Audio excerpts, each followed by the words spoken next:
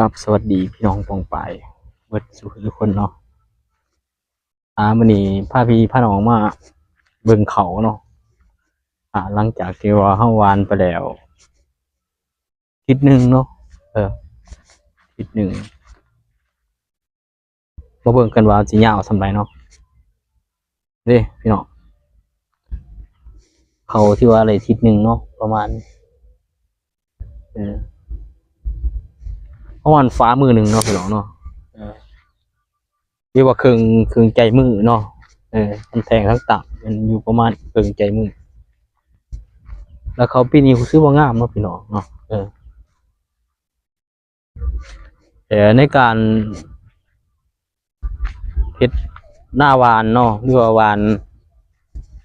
เขาดิบนี่เนาะสำคัญนึงเขาต้องค่ายาได้เนาะพี่น้องเนาะ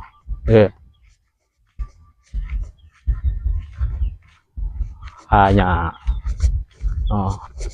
นี่อีกประมาณ6-7 วันเนาะหรือ8-9 วันสิได้ค่ายาเนาะสิได้ปราบยาได้เนาะ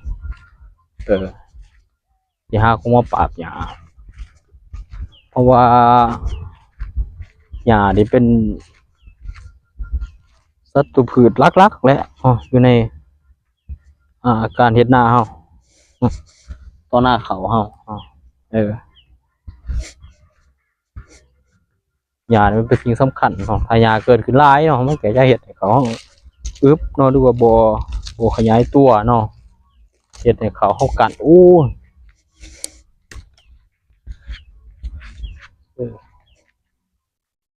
งาใหม่ตกใส่เขาพี่น้องเอ้ย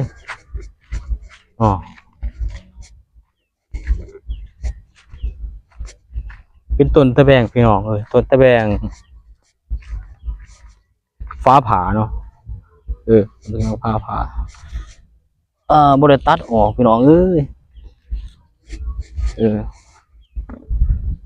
ผมมีสร้างมาตัดเนาะผมมีสร้างมาตัดขึ้นนะ